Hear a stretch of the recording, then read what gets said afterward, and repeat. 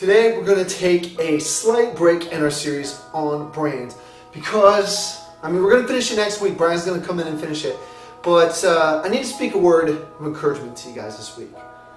Kind of started thinking about something, praying about something, and I want to talk to you guys today about something called confirmation bias. Say it with me. Confirmation bias. If you didn't say it, that's okay. I don't know. I never do that, so I don't know why I asked you to. But confirmation bias, let me explain it to you. So my undergrad degree is in public speaking, rhetoric, argumentation, and debate. And confirmation bias is something that you learn about in this field. And even when I started my master's program at Georgia State, and I was doing a lot of media studies stuff, this is something they talk about all the time in media studies.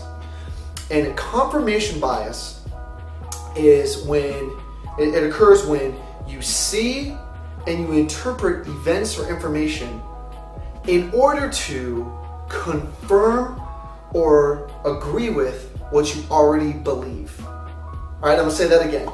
Confirmation bias happens when you see and you observe events and information in order to confirm and bolster and agree with what you already believe and think.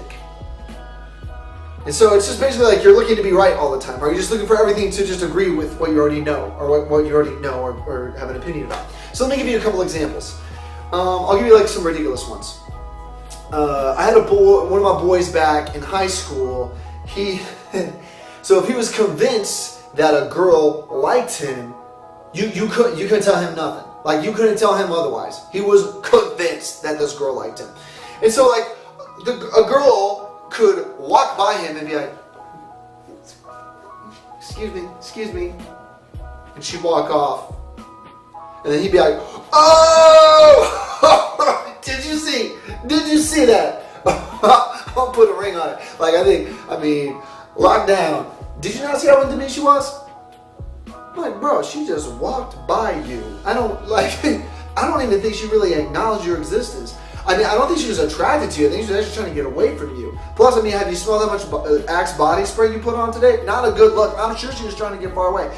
But because he was convinced that this girl liked him, or that lots of girls liked him, you couldn't tell him otherwise. It was a confirmation bias. What just happened confirmed that he's like, oh, this girl's into me. But then, like when I was in high school, I was always more nervous around girls that I liked. And I tended to be more like skeptical, like, nah, she's probably not into me. So if a girl came up to me and would like sit down and talk to me, maybe one of my boys would be like, bro, she's trying to talk to you right now. And I would just push back with like, well, she's probably just trying to be nice or polite. Like she probably just wants to be friends. Like, and it's because I operated under the premise or the assumption that she probably wasn't interested. And so, even the same situation, if the girl walked by me and was like, excuse me, then I would probably think like, oh my gosh, she thinks I'm annoying, she thinks I'm in the way. Like, did you see how she didn't say anything to me? Like, she could have like said like, hi, how's it going, man? But she didn't. She's not into me. The same event happened in both of those situations, but because of a confirmation bias, my boy interpreted it one way that already bolstered what he already believed. She's into me. And I interpreted it in a way where I was like, nah, she's probably not interested. This can happen maybe with you. Maybe you have high self-esteem and you think, man, I'm the best. Like, I'm just going to be real. Like, I'm the best. And so maybe, like, you don't have a ton of friends. Maybe let's say you have, like, 3 close friends. Okay, we'll say 3 close friends. Well, if you believe you're the best and you only have, like, 3 friends, you're probably thinking, greatness keeps exclusive company. You know what I'm saying? Like, there's only so many Michael Jordan, Kobe Bryants, and LeBron Jameses in the world, you know what I'm saying? Like, not everyone can hang out with Drake. Like, it's a small circle. And so you believe you're the best, and that's why you only have like 3 friends. It's like, oh man, it's good company. It's hard to get on this level. However, if you have low self-esteem and you think like, I'm the worst, well then if you only have 3 friends, you're going to just assume, well, it's because no one likes me. I'm trash. Same thing happened in both situations. Has three friends, but because of a premise, a fundamental belief, and a confirmation bias, those are interpreted 2 different ways. I'll give you another illustration. This is kind of a timely one.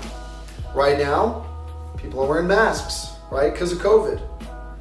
Well, if you operate under the premise, the belief, and the foundation that the government and the CDC want what's best for you, then when they say wear a mask, you're going to go, oh, okay, obviously, of course I'll wear a mask. You guys are looking out for us.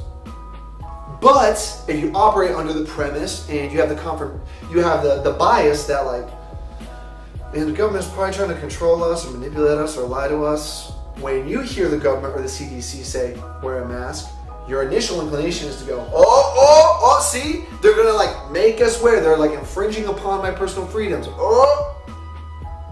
Now, I'm not trying to speak a word of condemnation against either one. I wear a mask because I want to be safe and because I want to be mindful and kind to other people, and I don't want to be a problem or the reason someone gets COVID, so I wear my mask. I mask up. But I didn't really have a bias going into the situation where some people do. And again, I'm not condemning either one, but that's a great example. You trust the government, you trust the CDC, you assume they want what's best. You're like, yeah, wear a mask, cool. You don't trust, you think there's probably some manipulation, and they say wear a mask, you go, whoa, I'm all set. Trying to control me? Trying to control me? That's confirmation bias. And I'm going somewhere with this, so stay with me. And in confirmation bias, there's kind of this other half of it, this other side of it, and this is something that I live by. This is a notion that I live by, and it's going to speak into where you guys are today. If you're living in confirmation bias, which we tend to practice confirmation bias, then what you look for, you will find. What you look for, you will find. Again, I'll give you kind of an offhanded illustration. Years ago, probably like 10 years ago, I applied for a job at it's a kind of church, it's a denomination called the Methodist Church. And I interviewed at this Methodist church. And I didn't know what a Methodist church was. I grew up with like more non-denominational, so I didn't really know what that was. So I did the interview, it went really well, and at the end they're like, I mean, we're not going to say you got the job, sir, but I mean, you got the job. And then they said, do you have any questions for us? So I was trying to act confident and like intelligent, and I was like, yeah. Just quick question. What's the Methodist Church? Like, what's y'all about? Like, I don't know what it is. Which probably didn't look good, but I had no idea what it was. So they explained it to me. Well, once I started working at a Methodist church, I started noticing them everywhere. I'd be taking road trips. I'd be like, whoa, Methodist church, Methodist church, Methodist church. I would be just driving around town. I'd be like, Methodist church. I didn't know that one was there. I would talk to people and they'd be like, oh, I go to a Methodist church. How am I just seeing this now? And so I started looking for it, and once it was brought to my attention and put on my radar, I started seeing it. Similarly, I'm a New York Giants fan, okay? Like this ingrained, like my bias is towards the New York Giants. I love them. And whenever I'm driving around Atlanta and I see a New York Giants bumper sticker, it immediately catches my attention, like whiplash to look. And I notice every single one that's in Atlanta because that's a bias that I hold, that I'm biased towards the Giants, and they're on my radar, and so what I look for, I find. And so I notice Giants bumper stickers more than any of you because probably none of you care about the Giants. Similarly, I had a friend this week say he didn't know the kind of car he drives now. He didn't know what that car even was until he got it, and now he like notices it everywhere it goes. And that's kind of part of confirmation bias, and it's part of this notion of what you look for, you will find. And sometimes someone can tell you something, it's not something that even you have a bias towards, but when someone puts it on your radar, you notice. When I moved to Georgia, I had a list of observations I wrote down of things Georgia people do that people in Georgia are too close to ever realize. So, like one of them, the monogram stuff. I moved here from Missouri. I grew up in Northwest Arkansas. My family's from New York. I kind of have this mixed culture there. But like, I'd never seen monogram stuff until I moved here. And I was like, why is everyone like branding all their stuff with their initials? Like, why are we doing that? What is that? Or I noticed that when girls would take pictures, and I might be stepping on some toes here, but like when girls would take pictures, instead of just smiling, they'd all do the Georgia hip thing. Like I would look at it. What are you doing? What is that? What are you on my little teapot? What is this? What's this pose you're doing? And I would point it out to people and they'd be like, that's not a thing. And then I would say, okay, go check Facebook, go check Insta, see how many times you see it. And people will come back and be like, bro, yeah, that's a thing. Now it's on your radar. Well, now you're gonna see it everywhere. And then you're gonna start looking for it, because what you look for, you will find. Once something's put on your radar, you can't not see it. With this whole what you look for, you find, this has other permutations, this has other outworkings like, oh my gosh, sports rivalries, okay? When it comes to another team's fan base, so maybe with some of the schools that your schools consider a rival school, you probably go, oh yeah, the students from there are trash. Like, they're all, like, oh my gosh, especially at sporting events, at games, are you kidding me? They're jerks, they're loud, they heckle us, they like, you know, they shout at our players. Are you kidding me? Well, my pushback would be, yeah, like every fan base does that. You literally just described every opposing fan base. So I wouldn't like necessarily be like, you know, oh, what are their fans of being a jerk? See, they're all jerks. No, you're just looking for that. You're just trying to look for something. What you look for, you will find. And what's more, that's probably absurd because every fan base is like that. You're probably like that as a fan, honestly. So this is all part of confirmation bias. We're going to see and interpret the world in ways that agree with what we already think and what we already believe, that will further confirm and bolster what we think. And then once we're in that space, we're just gonna look for things that we agree with. We're gonna look for things that we're biased towards, and we're gonna find them everywhere. We can't not see them. Now, why am I teaching you about confirmation bias? It's because I feel like when it comes to 2020, we have this confirmation bias that it's the worst year ever. I mean, through checking people's social media, talking to people, staying in touch with their students, this is the pervasive mindset. 2020 is literally the worst. And let's be real, it's been a rough year. COVID-19 happened. Stuff gets canceled. Schools canceled. Sports canceled. College trips canceled. Prom canceled. Graduation canceled. Everything canceled. Church canceled. And it was crazy. We're in this lockdown. We're in this quarantine. We've never been like that before. Social events canceled. Can't go anywhere. And it was scary because we saw these high numbers of people getting infected, and we saw high numbers of deaths, and it was crazy. And then we had these economic implications. And you guys are students, but you're also smart, and you know our economy has been hurting and people are losing jobs. Maybe you had a parent lose a job. Maybe you lost your job or had hours cut. I know some of you are in that situation. And so all this stuff was just working out. It was crazy with COVID. And then little things like this. Then I don't know if you remember, we had this whole thing happen where this like swarm of hornets came over from overseas, somewhere in the Pacific, and there were murder hornets.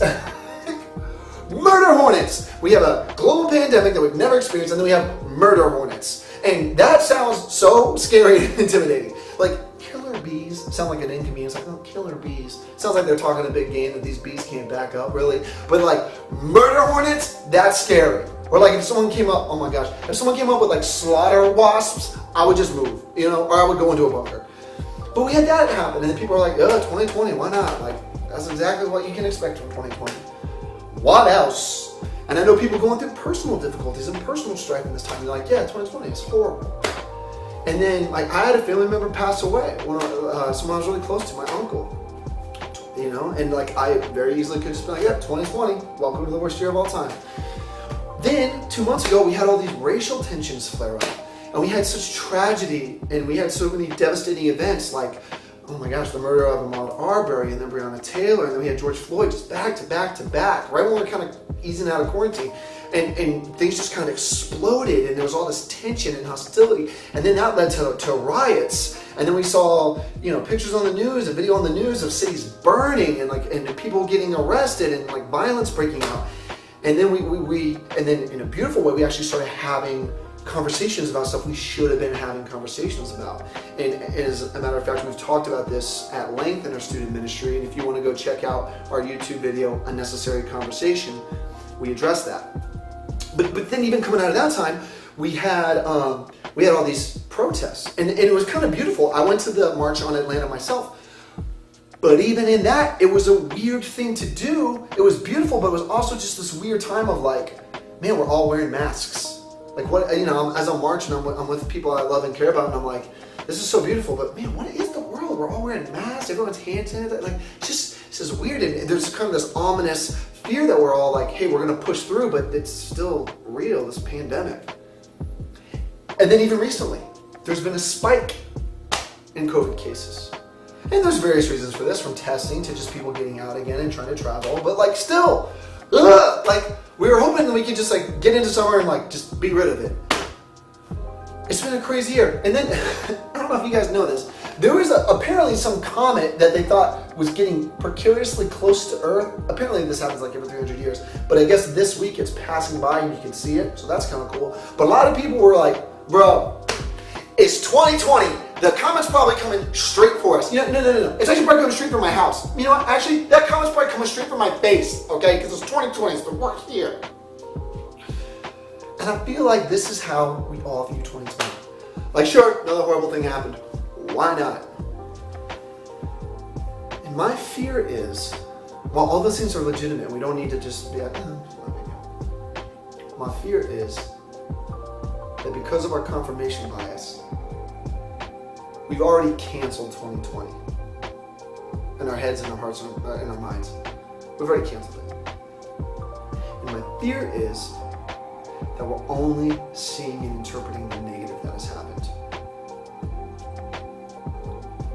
And so I want to issue you a warning and an encouragement. My warning, now that I've taught you about confirmation bias, is to check your confirmation bias. Make sure that it does not overwhelm you. Make sure that it doesn't influence every single decision you make and every single thing that you do. Because if you have already decided, and if you've already convinced yourself that 2020 is a wash and it's trash and it's the worst year ever, because of confirmation bias, it will be the worst year ever. And you will not remember anything positive from it. And you will only see the bad. Because what you look for, you find. And what you're biased towards will become evident in how you interpret and perceive the world. So that's my warning. Beware, be aware, be mindful of that. Don't give in to that confirmation bias. Don't convince yourself it's the worst year ever. Don't just start looking for stuff or just automatically knee-jerk reaction and interpret these things as horrible, worst year ever. That's my warning. Now here's my encouragement. I want you to, and this takes intentionality and effort and hope and joy and fervor and perseverance in the process. I want you to see the bad and the good and hold both in balance. I'll say that again. I want you to see the bad and the good and hold them both in balance. There's this book of the Bible, it's my favorite book of the Bible, which is an audacious claim if you're a preacher, I feel like, but it's called Ecclesiastes, and I've talked about it before. And it's written by this guy named King Solomon, looking back at the end of his life, and he's like, what is life even? What are we doing? What's going on? He's trying to make sense of things. Feels like he's kind of wasted some of his life. He actually calls a lot of life vanity and like pointlessness.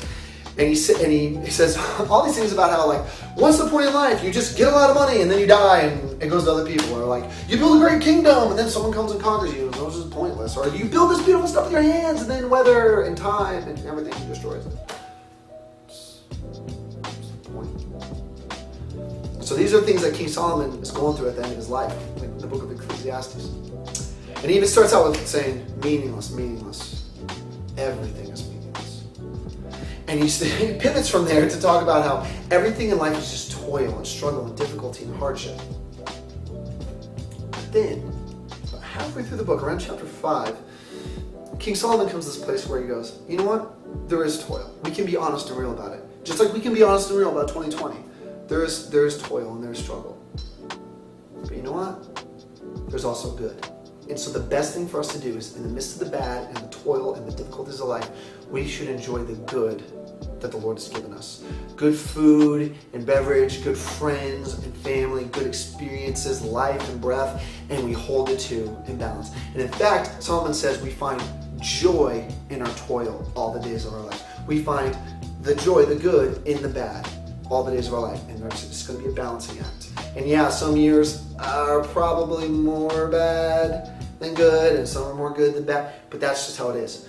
And then Solomon at the very end of the work says, so keep this tension in mind, the toil, the bad, and the good, and we find the joy in the middle of it. And then he says, and the best thing to do ultimately is to trust and honor the Lord and to obey him and walk in his ways. That's going to be the best thing we can do. That's going to be the best use of our life. And that is where there's fullness of joy and fulfillment. That's where he comes to at the end of all things. Similarly, in the Old Testament, there's this book called Job, and my man Job has everything taken away from him. And in the midst of that, he says, you know what? I will receive the good and the bad that comes from the hand of the Lord. The Lord gives and takes away. Blessed be the name of the Lord. This is what my man Job says. And so he too realizes that he has the worst year of his life, real talk, the worst year of his life. Everything's taken away from him. And he says, you know what? The Lord gives, the Lord takes away. And then he even tells his wife, who's like, dude, this year is trash. Cancel this year. It's horrible. He goes, you know what? We will accept both the good and the bad that comes from the hand of the Lord. And so you see this throughout the Bible, this notion of balancing the two. And so that is my encouragement to you, to do that same thing. To realize you can see the bad and then see the good and hold them both in balance. And in that, trust that the Lord is working out a greater good, because that's what the Lord does. We've talked about that a lot. And the point of it all is to live to honor the Lord, to become more like Jesus in the process. Which will get to my second encouragement for you. As you try to see the good and the bad, to hold them both in balance, you have to develop new thought patterns. Develop new thought patterns. It's going to be so difficult but you can do it. If you have that confirmation bias, you're already in this method. There's already like a machine, there's a whole system in your head that's just interpreting information. You got to slow that. You got to stop that. And I want to point you to this letter in the New Testament. It's called the letter from James, or some people call it the book of James. And James is actually the brother of Jesus, and he's actually writing in a way where he's kind of pulling from the teachings of Jesus in the Sermon on the Mount. Jesus' most famous sermon. He's kind of applying them to all the churches in his area of the world at the time. And James starts out his letter by saying in chapter 1, verse 2, consider it pure joy, just like we talked about joy with Ecclesiastes. Consider it pure joy when you endure hardships of different kinds, for you know that the testing of your faith develops perseverance. And he goes on to say that perseverance has to manifest itself in your life and work itself out in you so that you may be mature and complete and not lacking anything. And James's ultimate goal is that as we experience hardships and trials, it's actually developing perseverance and resilience, and we have to get to that place so we can become more complete, full, and whole as God's creation and as followers of Jesus, that we become more conformed into the image and likeness of Jesus, more like Jesus. And so James actually recognizes that things like this stuff can actually work out for good, but he says, consider it pure joy. This word consider, if you break it down in the Greek, it's actually this intentional cognitive process that doesn't happen naturally. You have to rank and prioritize things in your mind a certain way. So you might, in 2020, go, like your knee-jerk reaction is, this is the worst year. Something happens, worst year. What this Greek word's getting at and consider is hold on, take into account, and rightly rank things in your mind. So, you know what? Even though this thing is bad, let's go ahead and consider it. Let's rank it as good. Let's place it in a place of good. Let's be intentional about how we think about it, because we know it's developing perseverance, and we know that's going to make us more like Jesus and more complete and mature and whole. So with 2020, I tell students all the time, you guys are going to be way more resilient coming out of high school than I was, because I didn't have to deal with a global pandemic or murder hornets or all this other stuff we're dealing with. So develop new thought patterns. When stuff happens, instead of going, cancel 2020, forget it, we're out of here. No, cancel 2020. Hold it and go, yeah, I'm going to consider it pure joy, because I know this is making me resilient, and this is in a way going to conform me to the image and likeness of Jesus. We good. That's my second encouragement. Develop new thought patterns. So see the good and the bad, hold them both in balance. Then develop new thought patterns. And that takes effort. Last thing. Bro, get you some new glasses. Examine the glasses through which you are seeing the world. We all live with a worldview, a way we view and interpret the world. And this is like one of the most fundamental things. This will actually lead to your confirmation bias. But if you view the world as pointless, there is no God, Jesus was some dude, everything is just random. Like, in fact, the way things started was just a random bumping of molecules and gases coming together. It's like a universal fart. I don't know what happened. Like, it's pointless. If you are logically consistent, and I've had many conversations with people about this, and I've studied this a lot, if you follow that through to consistency, everything's pointless. There's no purpose to anything. And you won't be able to prove certain things like love and divine intention and destiny and things like that, because those are just pointless. And so when anything happens, you're just like, oh yeah, because there's no point to anything, honestly. And there's not a lot of joy in that. And I don't see a lot of joy in that and a lot of hope in that. If that's how you're viewing the world, then that's 2020. Your confirmation bias is going to be like, yeah, of course, every year is pointless. This year is horrible. Or you can have the lens. Some people are like this. Some Christians are like this, where they go, well, the world's horrible anyway, and like it's all doomed anyway. So like we just need Jesus to teleport us up into heaven, and then like we out, and who even cares? The world's trash as it is. Well, the Lord throughout, from Genesis to Revelation, has been redeeming, restoring, and renewing the world. And Jesus has called his followers. I mean, that's part of why Jesus came. And Jesus calls his followers to be ambassadors of reconciliation, to be part of the restoration of all things.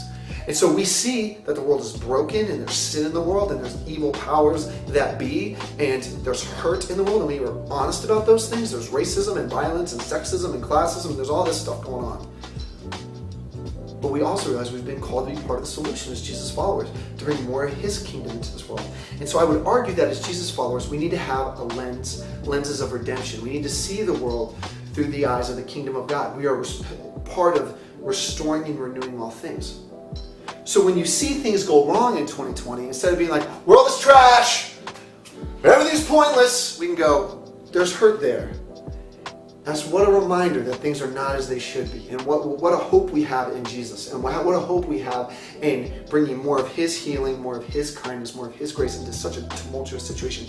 What an opportunity to point people to Jesus, or to really embody the way of Jesus to others, and to be an encouragement in that. And what a hope we have in knowing that someday, we read about it in Revelation, that heaven is going to come down to where we are now, the new heavens and the new earth. So we're still preparing the way of the Lord, even in this tough year.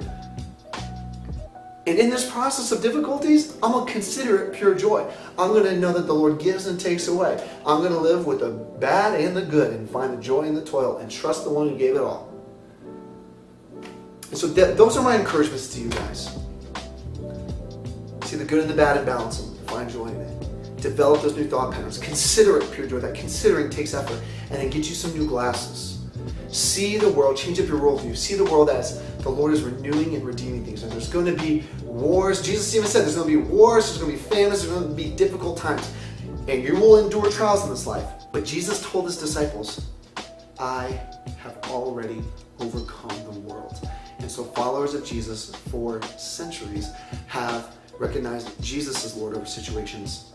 And we can take trust and faith and hope in that. And the church has persisted throughout way worse things in 2020. And so my encouragement to you is to check, or my warning to you is to check your confirmation bias. Don't cancel 2020. Try to see what good the Lord is working out in this time. Man, maybe you've been able to connect with family more than you have ever. Maybe you're like, I got to know my brother, I think his name's Kyle. I got to know my brother Kyle a little bit more. It was like, I didn't know his name was Kyle. I thought his name was Clint. I got to know him more. That's great. Or maybe you're like, man, honestly, my mom and I was beefing. Like, my dad and I we were butting heads. And you know what? Actually, kind of gotten close to him this time. Maybe you took time for rest, and you were like, man, I was getting burned out, and like the quarantine actually gave you rest. With all of the racial tensions in this country, I would argue we are having conversations now we should have been having for, I don't know, 200, 300, 400 years. And so the Lord is working out good in that. Maybe you've developed skills as a student, having to do school online, that takes college students years to develop because you have to be disciplined and responsible and plan out your time well. Whoa, you've already developed that skill, and maybe you're in 8th or 9th grade. And we become more concerned about public health and the well-being of all people. That's good. That's very Jesus-like. And so get you those new glasses to see things through a redemptive lens. How is the Lord working out good in this? Don't cancel 2020. Don't give in to your confirmation bias. Don't just see the bad. Also see and interpret the good.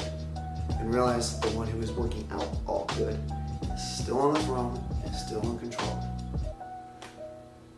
Grace and peace to you guys.